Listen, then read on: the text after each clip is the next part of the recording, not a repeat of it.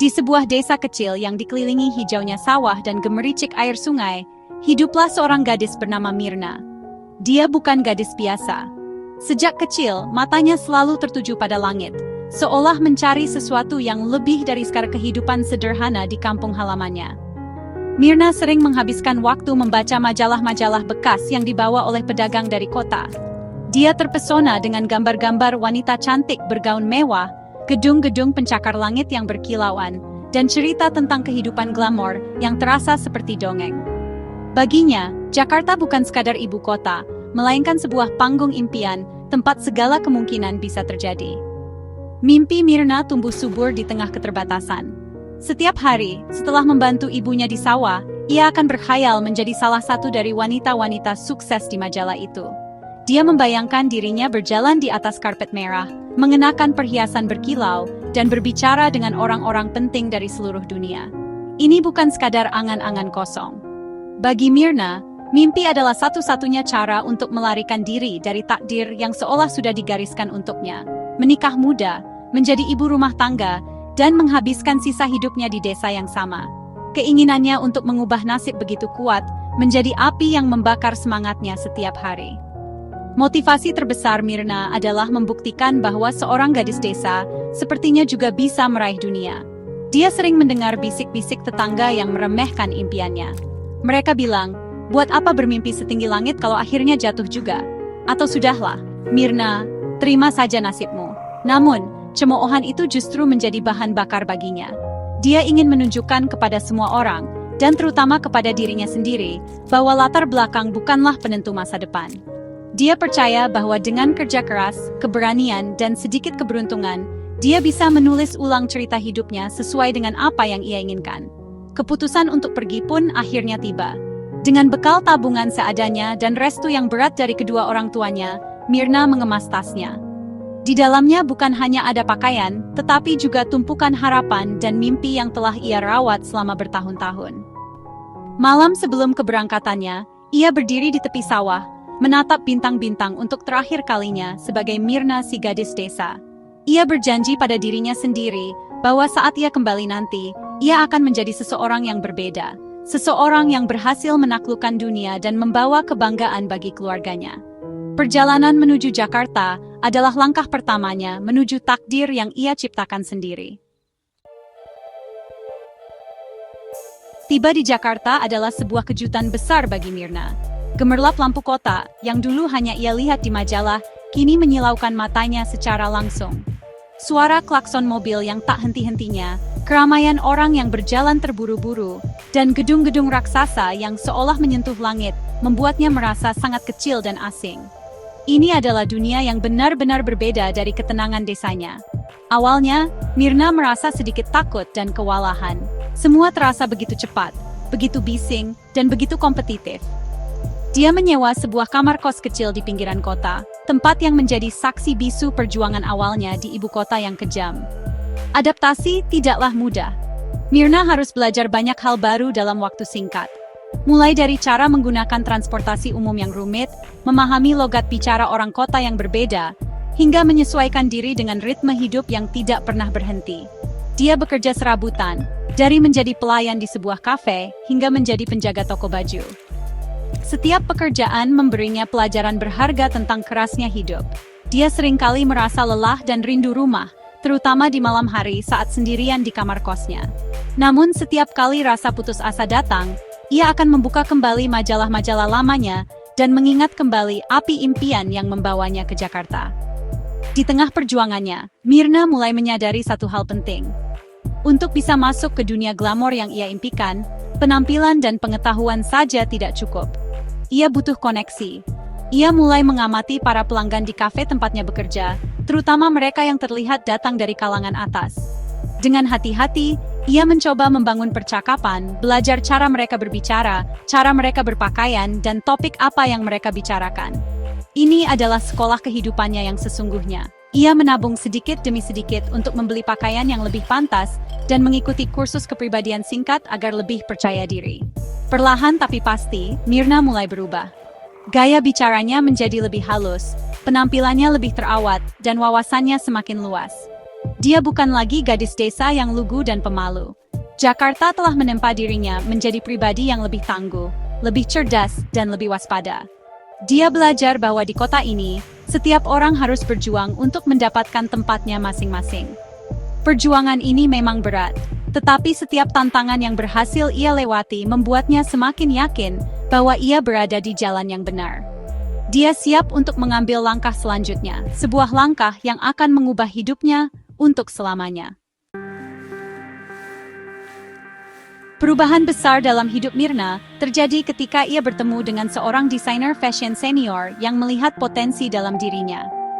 Sang desainer tidak hanya memberinya pekerjaan sebagai asisten pribadi, tetapi juga menjadi mentor yang membukakan pintu ke dunia elit Jakarta. Dari sinilah Myrna mulai mengenal orang-orang penting, menghadiri acara-acara eksklusif, dan belajar seluk-beluk dunia sosialita. Dia menyadari bahwa nama Myrna terdengar terlalu sederhana dan tidak menjual di kalangan atas. Untuk bisa diterima dan dihormati, dia butuh identitas baru yang lebih kuat, lebih misterius, dan lebih berkelas. Maka, lahirlah Azura Luna. Nama Azura yang berarti langit biru melambangkan impiannya yang setinggi langit. Sementara Luna yang berarti bulan memberikan kesan elegan dan misterius. Bersamaan dengan nama barunya, ia menciptakan latar belakang cerita yang baru pula. Kisah tentang gadis desa yang miskin ia kubur dalam-dalam, digantikan dengan cerita tentang seorang wanita muda yang berasal dari keluarga terpandang, yang memilih untuk hidup mandiri. Transformasi ini bukan hanya soal nama dan cerita, tetapi juga perubahan total dalam cara berpikir dan bertindak. Azura Luna adalah sosok yang ambisius, cerdas, dan tidak takut mengambil risiko untuk mendapatkan apa yang ia inginkan. Ambisi Azura semakin membara, seiring dengan semakin terbukanya akses ke dunia yang dulu hanya bisa ia impikan.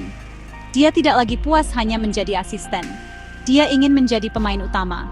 Dia mulai membangun jaringannya sendiri, mendekati para pengusaha kaya, pejabat, dan selebriti. Dengan pesona dan kecerdasannya, Azura dengan cepat menjadi pusat perhatian. Dia tahu persis apa yang harus dikatakan dan bagaimana harus bersikap untuk memikat hati orang-orang berpengaruh. Setiap pesta, setiap acara makan malam, adalah panggung baginya untuk menunjukkan siapa Azura Luna dan apa yang bisa ia tawarkan. Namun, di balik persona Azura Luna yang percaya diri dan penuh pesona, masih ada Myrna yang terkadang merasa bersalah dan takut. Ia harus terus-menerus memakai topeng, berbohong tentang masa lalunya, dan menjaga agar tidak ada satupun celah yang bisa membongkar identitas aslinya. Perubahan ini adalah sebuah pertaruhan besar. Di satu sisi, ia semakin dekat dengan puncak kesuksesan yang ia dambakan. Di sisi lain, ia mulai kehilangan dirinya yang asli.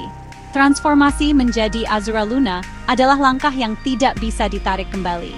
Sebuah pilihan yang akan menentukan seluruh jalan hidupnya di masa depan. Memasuki lingkaran sosialita Jakarta, Azura segera menyadari bahwa dunia ini tidak seindah yang terlihat di majalah. Di balik senyum manis, gaun mewah, dan pesta glamor, ada persaingan yang sangat ketat dan seringkali kejam. Persahabatan di dunia ini terasa sangat rapuh, seringkali didasari oleh kepentingan sesaat. Azura belajar dengan cepat bahwa tidak semua orang yang mendekatinya adalah teman sejati. Banyak dari mereka yang hanya ingin memanfaatkan koneksi atau popularitasnya yang sedang menanjak. Dia harus pandai-pandai memilih siapa yang bisa dipercaya dan siapa yang harus diwaspadai. Salah satu orang pertama yang menjadi temannya di dunia baru ini adalah Clara, seorang sosialita yang sudah lebih dulu terkenal. Awalnya, Clara tampak seperti seorang kakak yang baik hati, membimbing Azura dan mengenalkannya pada orang-orang penting. Namun, seiring dengan semakin bersinarnya nama Azura, Clara mulai menunjukkan sifat aslinya. Dia merasa tersaingi dan tidak suka melihat Azura mendapatkan lebih banyak perhatian. Persahabatan mereka perlahan berubah menjadi persaingan dingin. Mereka saling melempar senyum di depan publik, namun di belakang layar, mereka saling menjatuhkan dengan cara yang halus namun menyakitkan. Selain persaingan, Azura juga harus menghadapi berbagai skandal yang sengaja diciptakan untuk merusak reputasinya. Gosip miring tentang masa lalunya, tuduhan-tuduhan tidak berdasar, hingga foto-foto yang diedit untuk mempermalukannya seringkali muncul di media sosial dan portal berita gosip. Ini adalah bagian dari permainan kotor di dunia sosialita. Azura belajar untuk tidak panik. Dengan kepala dingin, ia menghadapi setiap serangan dengan elegan. Terkadang ia memilih untuk diam dan membiarkan badai berlalu. Di lain waktu, ia akan memberikan klarifikasi yang cerdas dan membalikkan keadaan, sehingga ia justru mendapatkan simpati publik. Naik turunnya kehidupan sebagai sosialita menjadi makanan sehari-hari bagi Azura. Ada hari di mana ia dipuja-puja sebagai ikon fashion dan inspirasi banyak wanita. Namun, ada juga hari di mana ia dicaci maki dan menjadi bahan gunjingan. Pengalaman ini membuatnya semakin kuat dan licin seperti belut. Dia belajar bahwa untuk bertahan di puncak, ia tidak bisa hanya mengandalkan kebaikan hati. Ia harus menjadi seorang strategis yang ulung, yang tahu kapan harus menyerang, kapan harus bertahan, dan kapan harus mengorbankan bidak catur. Bahkan jika bidak itu adalah orang yang pernah ia anggap sebagai teman. Di tengah pusaran ambisi dan kekuasaan, hati Azura tidak sepenuhnya beku. Ia bertemu dengan Daniel, seorang arsitek muda yang idealis dan sederhana. Daniel berbeda dari semua pria yang pernah Azura kenal di lingkungan sosialitanya. Dia tidak terkesan dengan kemewahan atau popularitas Azura. Daniel melihat sisi lain dari dirinya, yaitu Myrna, gadis sederhana yang punya mimpi dan hati yang tulus. Bersama Daniel, Azura bisa menjadi dirinya sendiri, melepas topengnya sejenak dan merasakan kembali kehangatan cinta yang tulus. Hubungan mereka menjadi pelarian bagi Azura dari dunia palsu yang ia tinggali. Namun, cinta ini membawa dilema besar. Ambisi Azura untuk mencapai puncak kekuasaan sosial seringkali bertentangan dengan nilai-nilai yang dipegang teguh oleh Daniel. Daniel tidak suka dengan cara-cara manipulatif yang terkadang harus Azura lakukan untuk mempertahankan posisinya. Dia ingin Azura meninggalkan dunia glamor yang penuh tipu daya itu dan memulai hidup baru yang lebih tenang bersamanya. Di sisi lain, Azura merasa sudah terlalu jauh melangkah.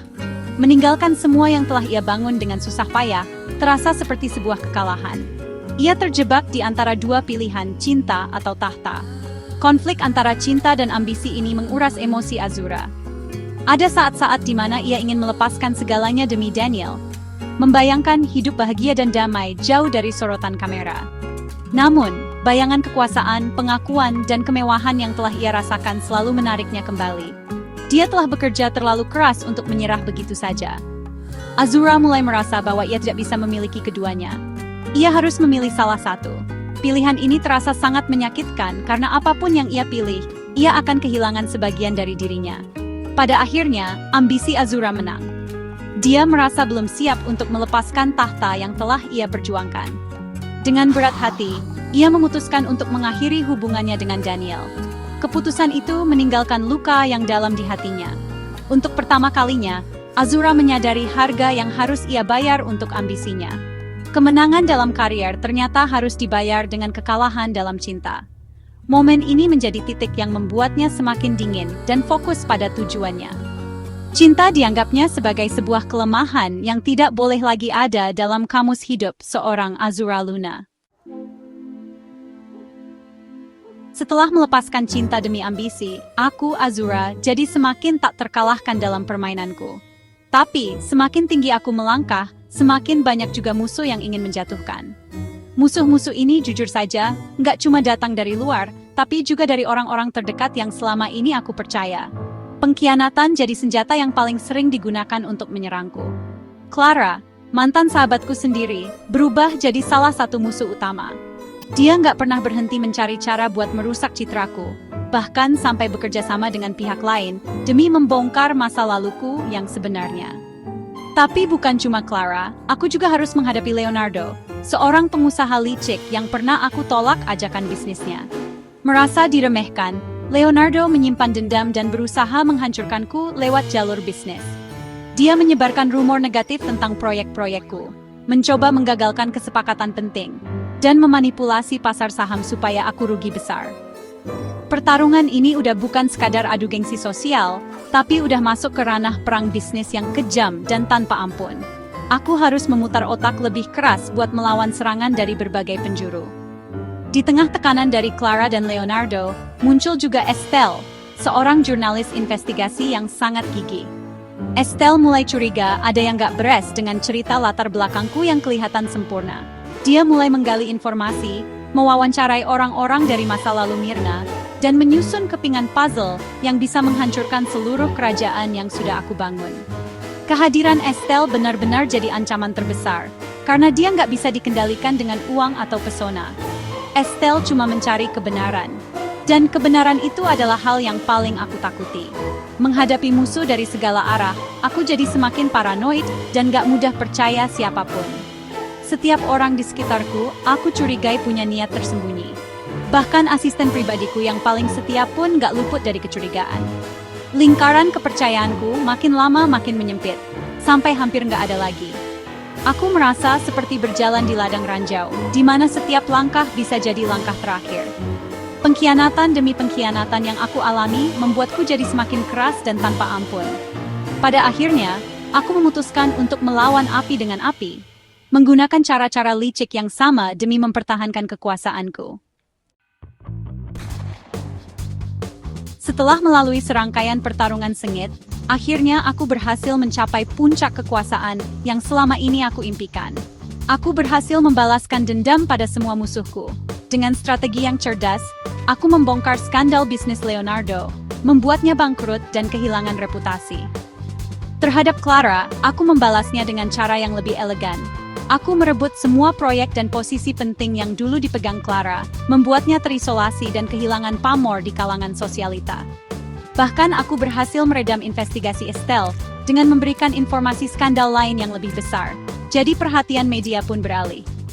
Kemenanganku dirayakan dengan sebuah pesta super mewah yang dihadiri seluruh elit Jakarta. Malam itu, Azura Luna benar-benar jadi ratunya. Semua mata tertuju padaku.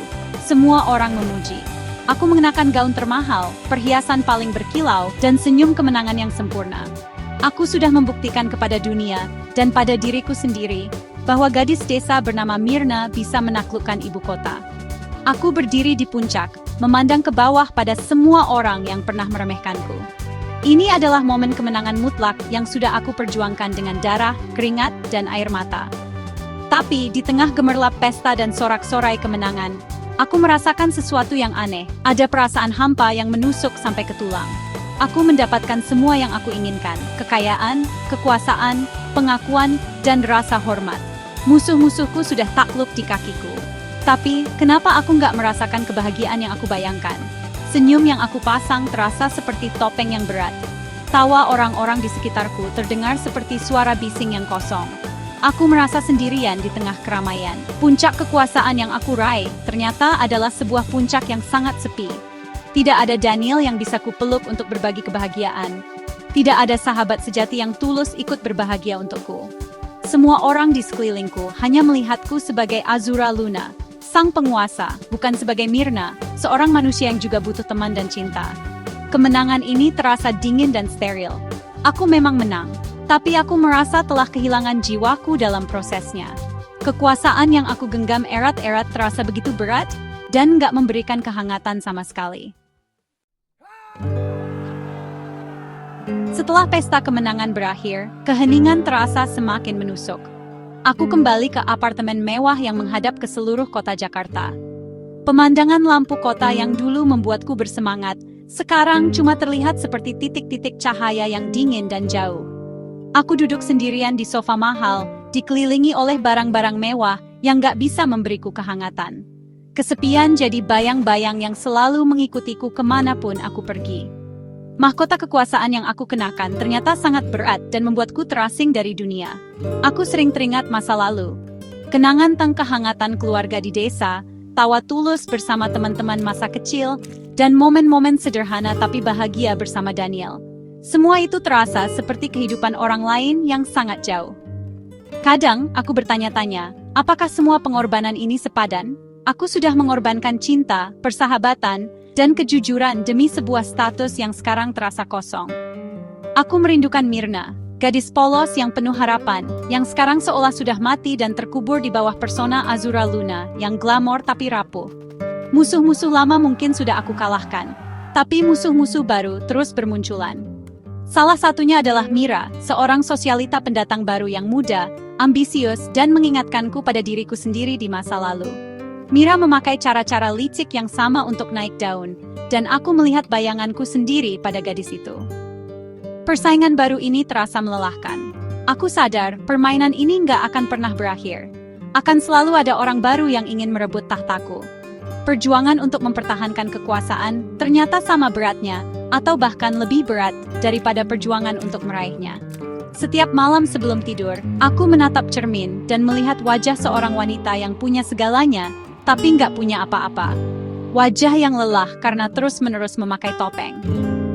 Kesepian adalah musuh terbesarku yang nggak bisa aku kalahkan dengan uang atau kekuasaan. Harga sebuah mahkota ternyata adalah kehilangan koneksi tulus dengan sesama manusia. Aku adalah seorang ratu di kerajaan kosong, seorang penguasa yang nggak punya siapapun untuk diperintah dengan cinta, hanya dengan rasa takut dan segan. Berdiri di puncak kesuksesan, akhirnya aku punya waktu untuk merenung. Semua yang pernah jadi impian Myrna, si gadis desa, sudah jadi kenyataan. Gedung-gedung pencakar langit, gaun-gaun mewah, dan pengakuan dari dunia ada dalam genggamanku. Aku sudah membuktikan bahwa mimpi besar bisa dicapai, bahkan oleh seseorang dari latar belakang yang paling sederhana sekalipun. Perjalananku adalah bukti bahwa keberanian untuk mengubah nasib bisa membawa seseorang ke tempat yang tak terbayangkan. Tapi, pertanyaan besar sekarang muncul di benakku. Apakah ini yang dinamakan kebahagiaan?